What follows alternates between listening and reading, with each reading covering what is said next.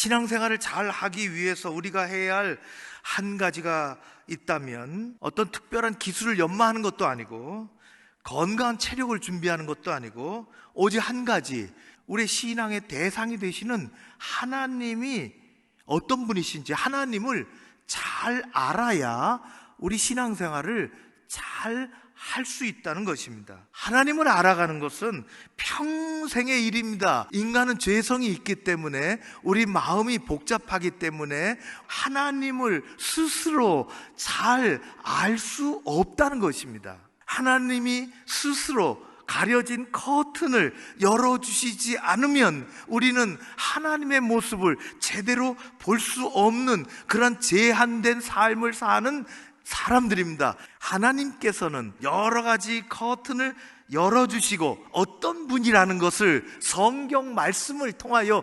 알려주십니다. 가장 확실하게 알려주시는 것이 있는데, 그것은 하나님의 이름입니다. 호렙산 떨기나무 앞에서 내 발에 신을 벗으라.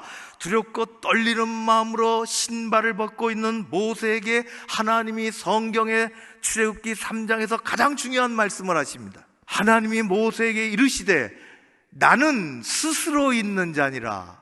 하나님이 거룩한 이름을 말씀해 주십니다. 하나님은 어떤 분이신가? 그분은 스스로 존재하시는 하나님이십니다. 출애굽기 34장 14절에 보면 전혀 생소한 하나님의 이름이 나옵니다. 이렇게 말씀하시죠. 너는 다른 신에게 절하지 말라. 우상에게 절하지 마라. 우상을 두지 마라.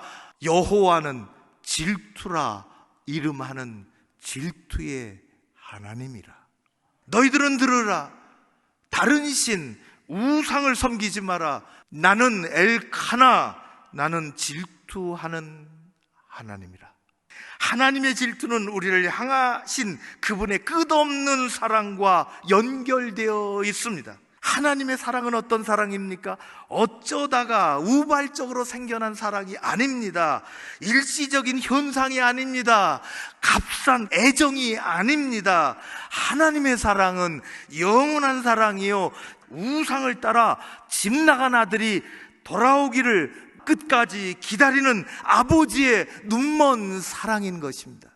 첫 번째는 질투라 이름하는 하나님 앞에 우리가 정말 신앙생활 잘하기 위해서는 먼저 우상을 치우는 것입니다. 한 사람이 두 주인을 섬기지 못한다. 너희가 하나님과 재물을 겸하여 섬기지 못할지니라. 우상이 뭔가 보이는 것이 우상의 전부가 아닙니다.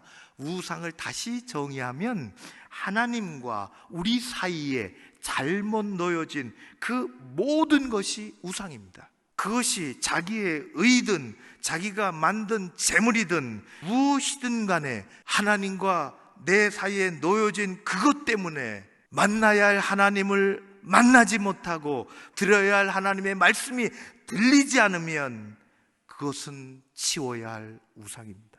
성도 여러분, 하나님과 여러분 사이에서 하나님을 가리고 주인 행세하는 우상이 치워지는 그런 은총이 여러분들에게 있으시기를 주의 이름으로 축원합니다. 두 번째는 하나님을 향하여 잃어버린 사랑과 열심을 회복하는 것입니다.